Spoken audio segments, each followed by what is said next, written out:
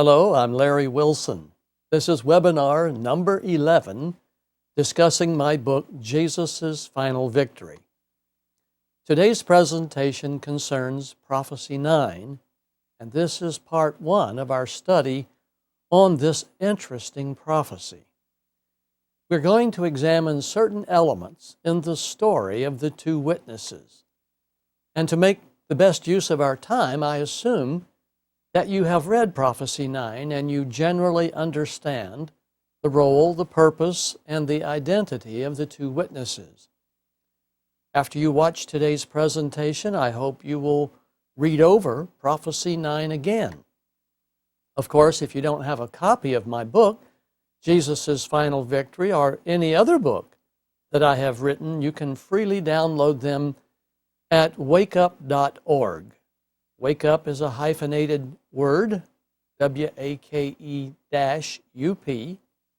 wakeup.org. Just click on the red button titled Topical Studies, and you will find the materials listed there. Remember, the more you know about apocalyptic prophecy, the more you will benefit from it. Last month, we studied Prophecy 8. We examined a few components of the 7 trumpets, and I used a little chart to show the alignment of 7 prophecies. Let's take a look at that chart as we begin today's study. Let's go to the computer screen.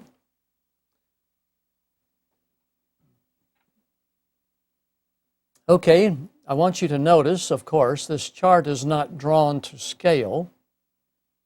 I have just simply tried to outline in detail as good as I can the alignment here of 7 prophecies that relate to what we're studying today.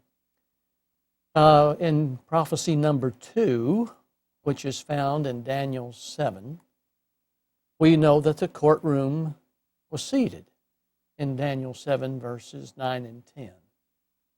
And then in Daniel 8, which is prophecy 3, we learned how that at the end of the 2300 years, the cleansing of heaven's temple would begin.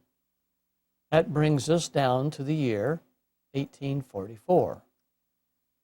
Then in prophecy number 6, that prophecy in Revelation chapters 4, 5, and 6, we know and discovered how that the 3rd seal, that is the rider on the horse carrying the scales, indicating judgment, aligns with 1844 and the cleansing of heaven's temple. I want you to notice that the 4th seal, the next seal to open, aligns with the commencement of the Great Tribulation, during which the judgment of the living occurs. See, the courtroom in heaven is seated, and they're watching in real time a drama on earth, unfolding on earth, that involves the judgment of the dead and soon the judgment of the living. We talked a little bit about how that in prophecy number 7, you remember our discussion on that, which is found in Revelation 7. We discussed the delay. There was a time in Revelation 8:2 when the 7 angels were given 7 trumpets. The 7 angels that stand before God were given 7 trumpets, and I believe this happened in 1994 at the end of 70 Jubilee cycles. And these angels have been waiting for the past 18 years already, waiting for Jesus to say, there is no more delay. And when Jesus says there is no more delay, the 4th seal will be broken open, the Great Tribulation will begin, and the Great Tribulation is caused by the 7 trumpets of Revelation chapter 8. In fact, this is Prophecy 8, the one we studied last month. And here we see the 7 trumpets, and we're going to learn from Prophecy 9 that the two witnesses are empowered for 1260 days, which is the duration of the seven trumpets. This again is when the judgment of the living occurs. This is where, if you notice here in the sixth trumpet, this is where the fifth seal, the many martyrs, occur when Lucifer and his forces kill a third of mankind when he sets up his theocracy, his one world church state. And you can see this comes at a time when the judgment of the living is almost at its end. And this is when you hear the fourth message delivered by the 144,000, "Come out of her, my people, so that you will not receive her plagues." Now, when we study Prophecy 13, we will study the seven bowls, which contain the seven last plagues. And of course, at the end of the seven bowls, we have the second coming of Jesus. That is the sixth seal. And then at the end of the 1,000 years, we have the breaking of the seventh seal. And then the book of life is opened, unsealed, so it can be opened. And the contents of the book of life will then be exposed for everyone to see. Now, in Prophecy 7, we have the four angels standing at the four corners. We have them waiting for the command, the sealing of the 144,000, they can begin their work of harming the earth. The two witnesses empower the 144,000, and during the seven trumpets. And as a result, there's going to be a great multitude, which no man can count, that will come out of the great tribulation and be saved. God has designed the great tribulation with the idea in mind of saving the largest possible number of people. And there they are in Revelation 7, standing around the throne. And then you know in Revelation 8:1, which is the end of Prophecy 7, we find their silence in heaven for the space of a half hour. And this is what happens when the seventh seal is broken and the contents of the book of life are exposed. Okay, whether you realize it or not, what you're looking at is a matrix. You're seeing how these seven prophecies line up with each other with respect to timing. And when we understand how they fit, each part and each element fits within its timing, truly, the matrix tells us a number of things that cannot be otherwise known. I hope you can see how this works together so wonderfully. The intricate harmony producing one story about God's plan of redemption. It is just so fascinating to study and to investigate. Now, even though the chart only shows 7 prophecies, you need to recall the books of Daniel and Revelation actually contain 17 prophecies. And you know that each prophecy, an apocalyptic prophecy, has a beginning point and an ending point in time. And the events within each prophecy must occur within the order given. For only God has the authority to declare the order, no man. In fact, as you know, this is Rule 1 that governs our approach to understanding apocalyptic prophecy. You need to know the 17 prophecies are not designed to stand alone. They require each other. And when properly put together, they provide a series of checks and balances so that our conclusions remain on track. 17 prophecies all fit together. Until you have put all of them in their right place, you have not solved the puzzle. All 17 have to be accounted for. The tight integration of 17 prophecies turns apocalyptic prophecy into the more sure word of prophecy. The books of Daniel and Revelation are highly integrated, and they tell one harmonious story. This may be a new thought for some people, but I've already demonstrated how God designed the 17 prophecies to operate as a two-dimensional matrix.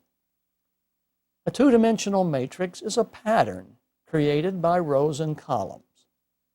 For example, a checkerboard is a matrix, two-dimensional matrix, of red and black squares.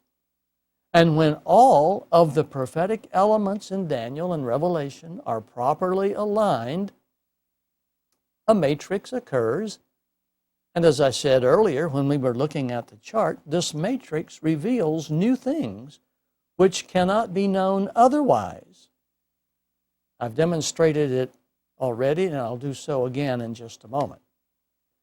So why did God design the apocalyptic prophecies in Daniel and Revelation so that they would create a matrix? I'm sure he had many reasons, but I have found two. Consider this. First, a matrix aligns each prophetic element, each seal, each trumpet, each bowl. There's 21 objects. The matrix aligns each prophetic element, and each element occupies a unique box, a unique place, like on the checkerboard. Think of preparing to play a game of checkers. Well, the first thing you have to do, you have to align all of the red checkers and all of the black checkers by putting each one in its right place before the game can begin. So it is with apocalyptic prophecy. When we put each prophetic element in its unique box, each box represents a place and time, and this forces each element into a relationship with the other boxes around it. The end result is that A, each prophetic specification and element is accounted for, and B, each prophetic element is given its own time stamp, and C, each element's relationship with the other prophetic elements then can be easily determined. Okay, there's a second reason for a prophetic matrix. God had the Bible assembled about 1700 years ago. Because the Bible would be fixed in content and changeless in nature, God faced a bit of a problem. How could he hide information in the Bible so that no one could know his plans until the final generation should appear on earth? Well, his solution was elegant and simple. First, he gave 5 prophecies to Daniel, and 600 years later, the remaining 12 prophecies to John. But here's the kicker. No one knew these 2 books contained 17 prophecies. People knew the 2 books were related over the past centuries, but they could not know how the relationship existed or what the basis for it was until the book of Daniel is unsealed. Through the ages, thousands of books and sermons have been produced by scholars and clergy who thought they understood Daniel and Revelation. But history says the result has been dismal. endless speculation and confusion has created a great deal of contempt today for the study and discussion of apocalyptic prophecy. I hear contempt for apocalyptic prophecy quite often, as you might expect. And often this contempt goes something like this. After discussing a prophetic matter, people will often say to me, "Well, Larry, that's just your opinion." Or they'll say, "Everybody talks about apocalyptic prophecy, but you can't find three people who agree on what it means. Everybody says something different. Everybody claims to be an authority on the topic." Well, the idea here is that since everybody says something different, nobody knows anything about the topic. How about this one? People say to me, "Larry, there is no way to actually know what the Bible means. It's just one of those mysteries that will be cleared up after we get to heaven. It's not important for my salvation. I'm not worried about it. It's just one of those mysteries that will be cleared up after we get to heaven." Now, my response to this form of contempt, as circumstances permits, usually goes like this. I understand why people say that prophetic interpretation is a matter of opinion, because 98% of what we hear about apocalyptic prophecy is opinion. Opinions usually occur when there are no facts or when facts are unknown. Opinions aren't facts. Facts can stand on their own 2 feet. Opinions take a lot of support. However, if I said to you that 2 + 2 = 4, would you say that is just your opinion? Oh, no. Oh, no. Because you know that 2 + 2 = 4 is a fact. You know enough about math to know that math is not a matter of opinion. But do you know enough about apocalyptic prophecy to separate opinion from fact? Now that the book of Daniel has been unsealed, apocalyptic prophecy is no longer a matter of opinion. God is speaking to the final generation through His Word, and something as important, timely, and useful as apocalyptic prophecy is no longer a topic of speculation and endless confusion for those who understand the rules. And to those who say there is no way to actually know what the Bible means, prophecy is a mystery that will be cleared up after we get to heaven, my response often goes like this. It is true that God's ways are mysterious, but if we have to wait until we get to heaven to understand the mark of the beast and other prophetic topics, what is the point of God revealing this information now? Mankind lived without airplanes, electricity, and computers for thousands of years. When God decided that mankind should have airplanes, electricity, and computers, He allowed searching men and women to discover and understand the mysteries of these technologies. Similarly, apocalyptic prophecy has been a mystery for centuries. But God has ordained that seekers of truth can understand His prophetic mysteries on or about the time of fulfillment. Remember, Daniel 12:9 says that God sealed up the book of Daniel not until the second coming. No, until the time of the end. Now that we're here, the book of Daniel has been unsealed, and the rules governing the interpretation of prophecy are now known. If a person is willing to investigate the topic, apocalyptic prophecy is no longer a mystery. Of course, those refusing to investigate this matter will never understand.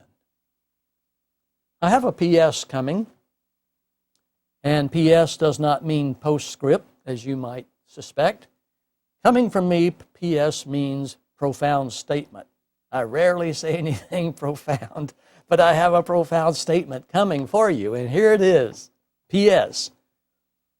If your friend is satisfied with what he already believes, and he cherishes his church and his religious views, don't try to tell him anything different.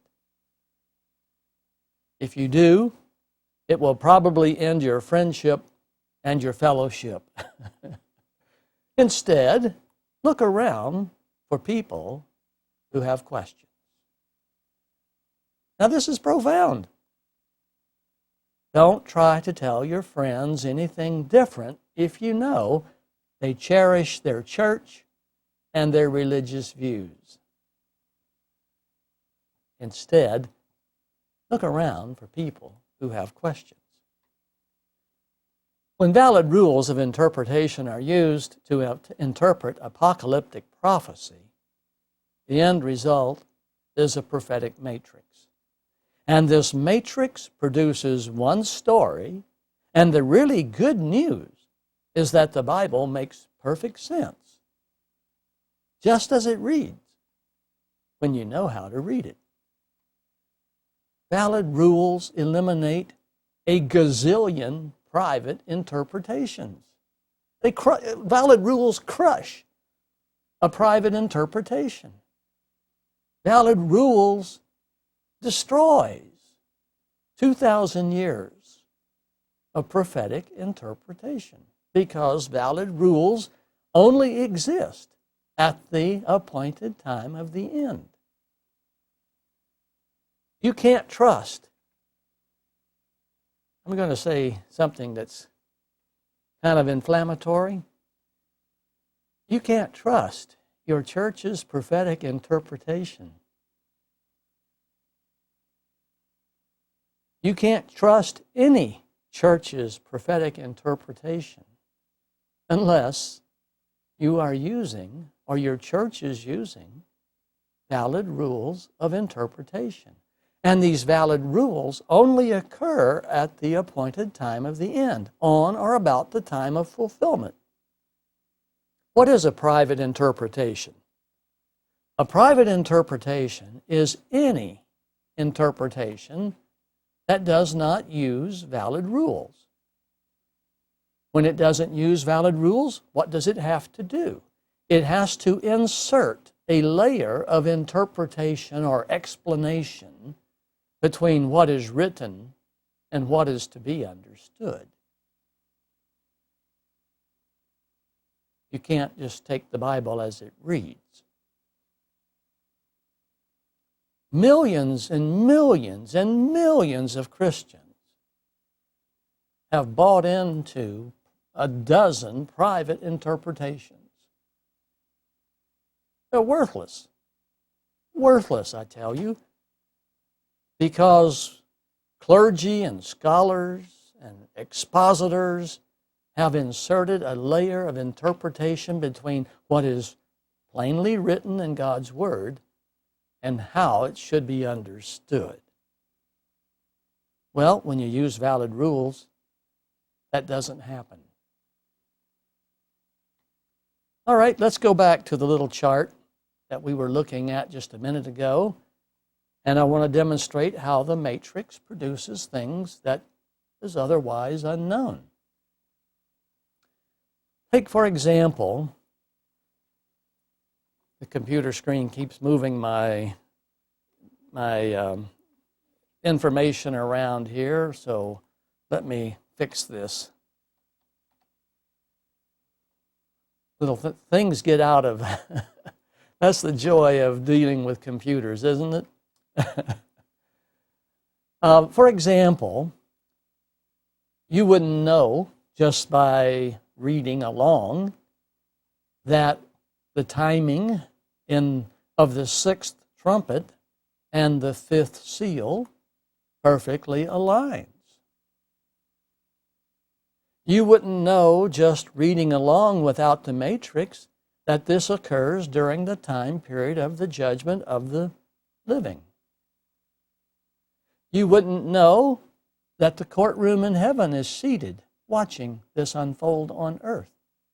You wouldn't know that the two witnesses are giving it all they've got.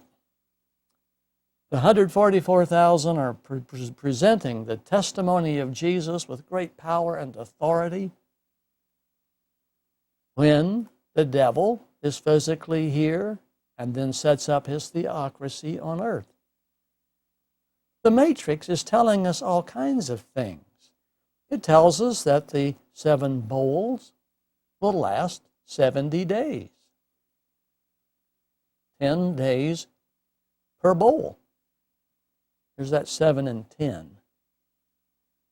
We know that the 4 angels have been waiting to release the harm.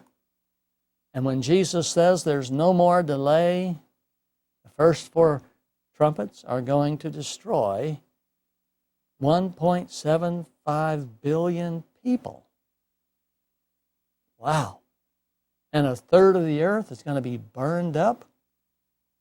A third of the ships in the ocean will be sunk. Thousands of coastal cities will be washed away. The judgment of the living. And yes, it's all being observed by the angels who are seated in heaven's courtroom. And we know the Great Tribulation lasts a total of 1,335 days. What I'm trying to show you, and I've only used 7 of the 17 prophecies, to show you how they so wonderfully link in with each other, how the 3rd seal aligns with the cleansing of heaven's temple, the rider on the horse with the scales. Judgment. Judgment has begun. Judgment comes in 2 phases, the judgment of the dead and the judgment of the living, beginning with the breaking of the 4th seal. Of course, the 4th seal is sword, famine, plague, and wild beasts, and 25% of the earth die. And here's how they die. First 4 trumpets. This matrix, when you get this working properly, it just says so many things that you would not know otherwise. But it all produces one very beautiful, harmonious story. It's the plan of redemption, of what God has to do to save the maximum number of people. I want to give you some points to consider when studying the 2 witnesses. Now, as you read Prophecy 9 in my book, and I hope you will reread it, I want you to keep in mind a couple of things. First, because the prophecy concerning the 2 witnesses fits within the matrix created by 16 other prophecies, when properly assembled, the role, the purpose, the timing of the 2 witnesses becomes clear. Now, I'm going to switch gears for a minute, and we're going to address something that you need to give due consideration to. We need to talk about the 5 essential Bible doctrines, because Bible doctrines have a great deal of influence, have a great deal of what's the best word here? Bible doctrines provide a great deal of understanding to why apocalyptic prophecy is designed the way it is.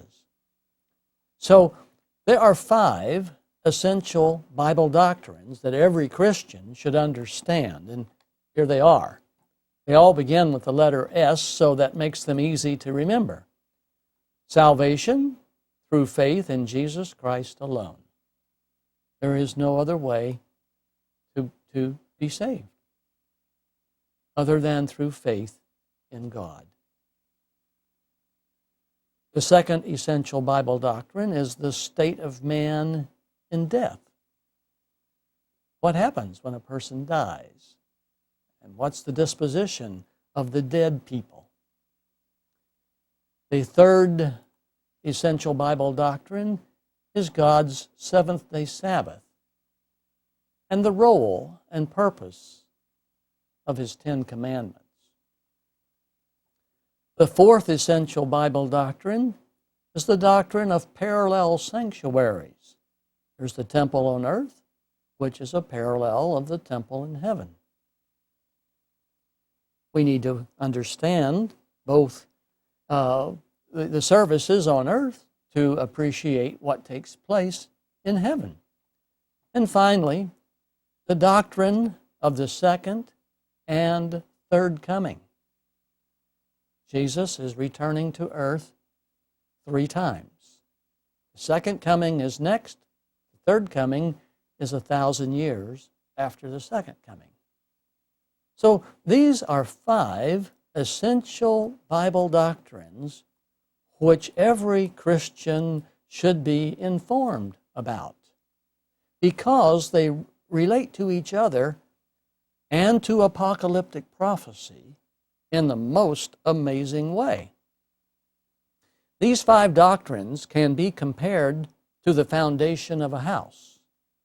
A strong foundation is essential if one wishes to build a house that endures.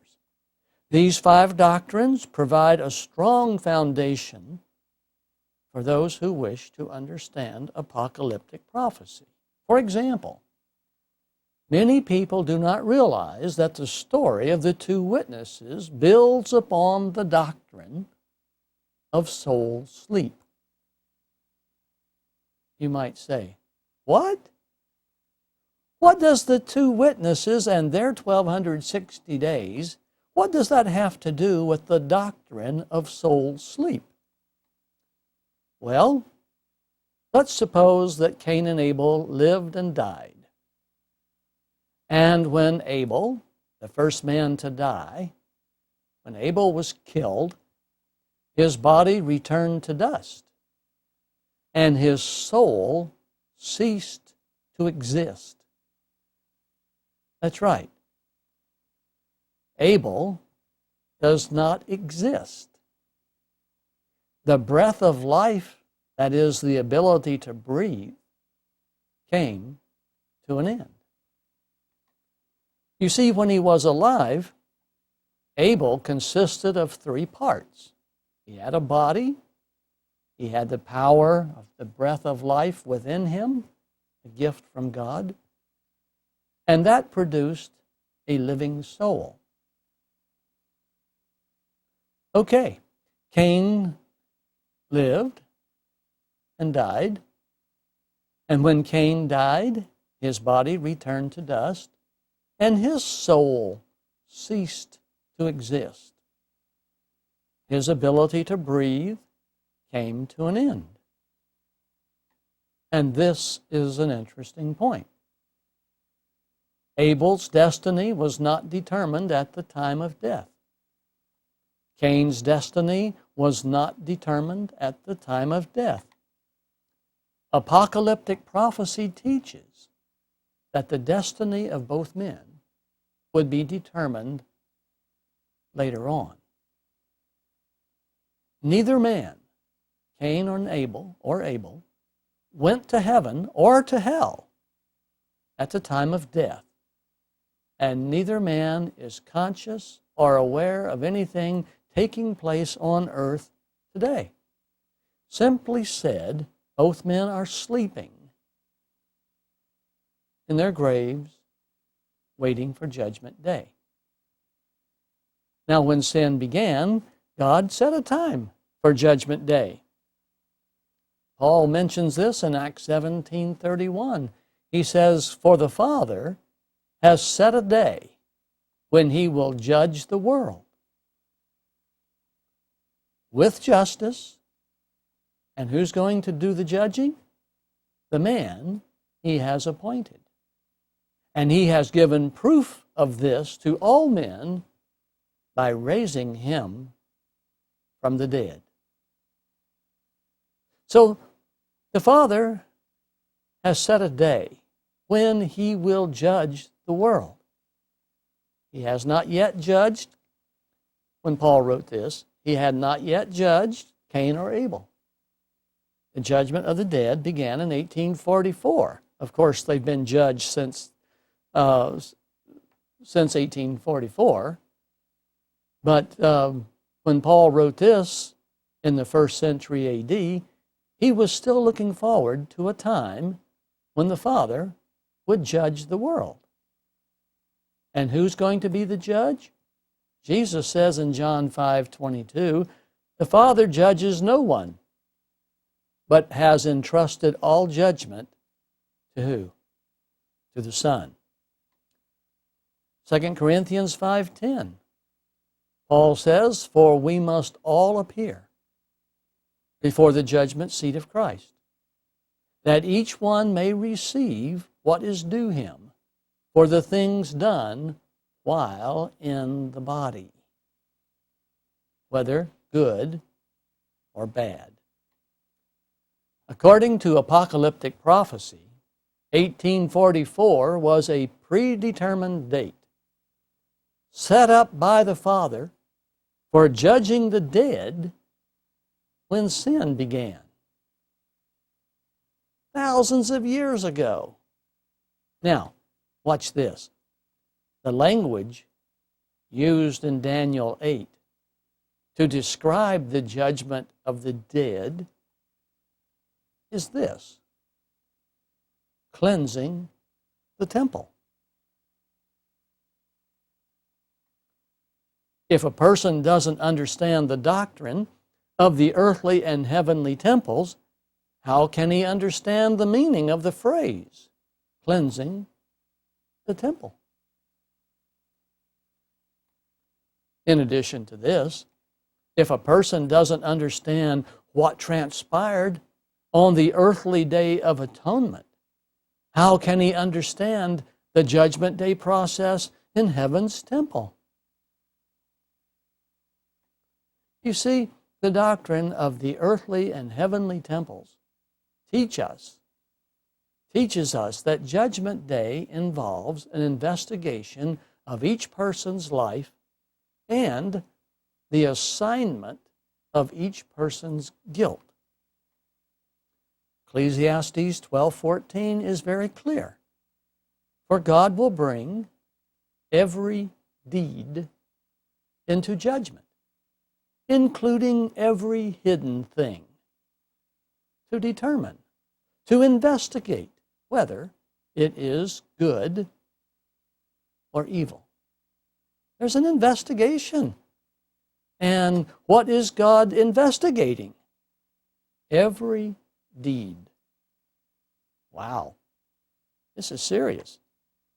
You may not realize it, but Judgment Day also requires the testimony of 2 or 3 witnesses. God will not send anyone to hell or to heaven on the testimony of one witness. You recall back in the book of Deuteronomy, God told Moses, on the testimony of 2 or 3 witnesses, a man shall be put to death.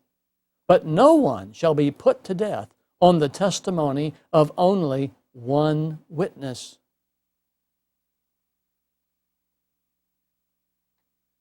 Even Paul, centuries later after Moses, wrote in 1 Timothy 5:19, do not entertain an accusation against an elder unless it is brought by 2 or 3 witnesses.